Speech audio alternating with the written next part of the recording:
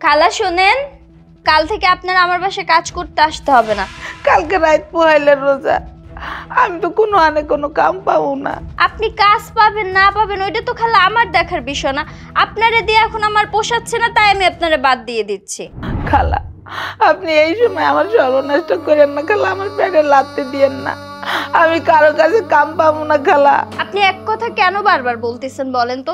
শোনেন, আপনার বয়স হয়ে গেছে, আপনি এখন অনেক কাজই করতে পারেন না। আমি যে গ্রাম থেকে মেয়ে আনতেছি, ওই মেয়ের দিয়ে আমি হাত টিপাইতে পারবো, পা টিপাইতে পারবো, মাথা টিপাইতে পারবো, যখন যা খুশি তাই বলে করাইতে পারবো। আপনি কি এই ব্যাপারটা বুঝতেছেন না? খালা গো, আপনার আল্লাহর দোয়াই লাগে খালা। বাসায় আমার একটা বিয়ের উপযুক্ত মাইয়া আছে খালা। এখন এই সময় কামেরতে না করে দিলে আমার মাইয়া আমি মিলে না খেয়ে মরে যাবো খালা। আপনার আল্লাহর দোয়াই লাগে খালা, আপনি এমন করেন না। আপনার মেরে খাওয়ানোর দায়িত্ব তো আমার না, আপনার মেরে খাওয়ানোর দায়িত্ব আপনার। আর আপনারা মেয়ে খাইলো নাকি মরলো এটা তো আমার দেখার বিষয় না। আচ্ছা ঠিক আছে খালা, আপনি যখন আমার কামে রাখবেন না, তাহলে যে আমি 13 দিন কাম করছি এই টাকা কটা দিয়ে দেন, যাতে এই কটা খাইতে খাইতে আর এক জায়গায় একটা কামের ব্যবস্থা করতে পারি। আপনি যে 13 দিন কাজ করছেন, আপনি একটা দিনও তো কাজ করেন নাই। আপনার আমি একটা দিনের পয়সাও দেব না। আপনি এখন ভালো মতো বাইর হন তো আমার বাসা থেকে।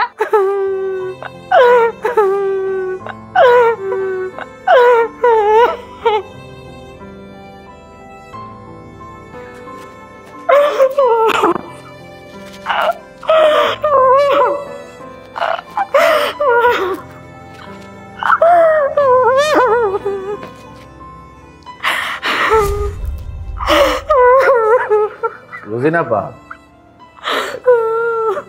তুমি আপনি কানতে আছো কেন? কি আর কম দুঃখের কথা ভাই, দোতলার ম্যাডামের বাসায় 3 বছর ধরে কাম করি। কালকে রাত পহেলের রোজা, আজকে ম্যাডাম আমার কামে রাখবো না, তোমার আর কামে এখন লাগবো না। কও ভাই, ঢাকা শহরে আর পর তো আমি এর বাসায় কাম দিছি, আশেপাশে কোনো কিছু আমি চিনি না। এখন এই সময় যদি আমার না কইরা দেয়, আমি কই কাম পাবো? কেন আমার কাম দিব? কি খামু? কই যাবো? থাক আপা, এমনি কাইন্দো না। এরা তো বড় লোক মানুষ, এখন নিয়ত নিতেও সময় লাগে না, নিয়ত ভাঙতেও সময় লাগে না। তুমি এমনি কাইন্দো না, কিছু একটা ব্যবস্থায় যাবো, চিন্তা করো না। বাইরে চিন্তা কি এর হাতে করি? বাড়িতে আমার একটা মাইয়া আছে, মাইয়া কয় মা তুমিও কাম করো, আমিও তোমার লাগে কাম করি। কিন্তু কি করবো ভাই, দিনকান তো ভালো না। জুয়ান মাইয়া মাইসের বাসায় কামে কেমনে দেই? এখন তো দেখতেছি মা মাইয়া দুইজনে না খাইয়া মরণ লাগবো। আল্লাহ,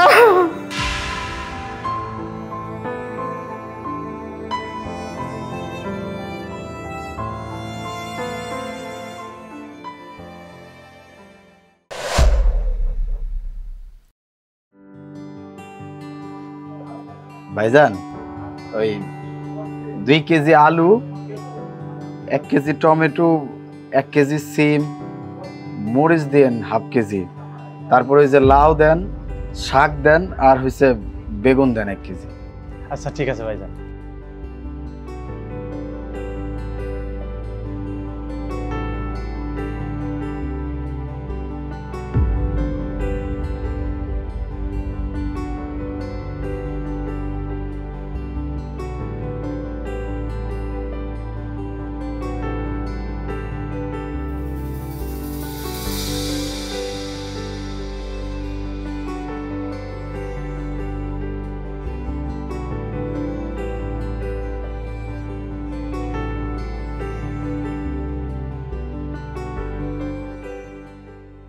ভাইজান কত হয়েছে?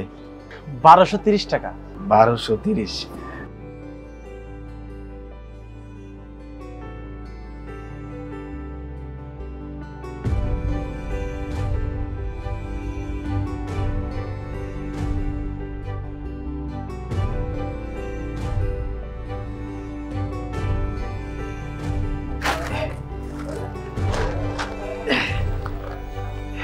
আসি।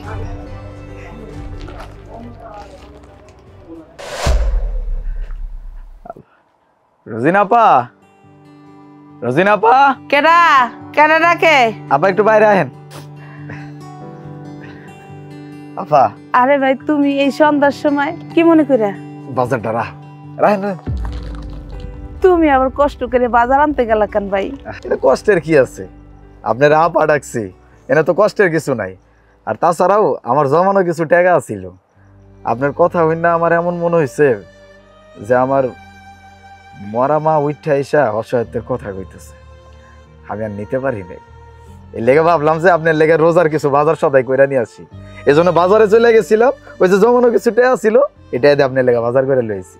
এটা আপনি রাখেন। আচ্ছা ভাই, আল্লাহ তোমার ভালো করুক, তুমি অনেক বড় হও, আল্লাহর কাছে দোয়া করি। আপা, আমি না অনেকগুলা চাকরির পরীক্ষা দিছি বড় বড় কোম্পানিতে, আমার লেগে একটু মনেতে দোয়া করেন। আচ্ছা ভাই,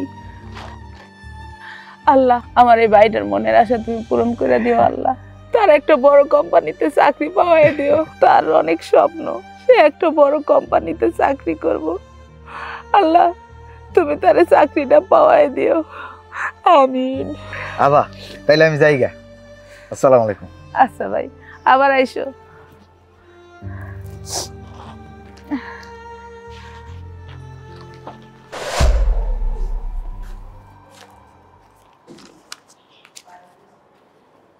আসসালামু আলাইকুম ভাই। আচ্ছা আচ্ছা, এখানে সম্রাট নামের কেউ থাকে? তার জন্য একটা চিঠি ছিল। যে আমি সম্রাট। আপনি সম্রাট? আচ্ছা, এই যে আপনার চিঠি, এখানে একটা সাইন করেন।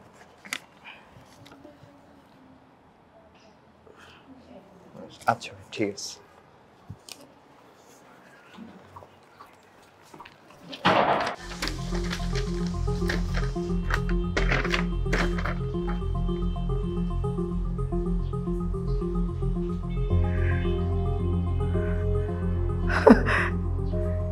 এত বড় কোম্পানিতে আমার চাকরি হয়ে গেছে, বাংলাদেশের সব থেকে বড় কোম্পানিতে চাকরি হয়েছে।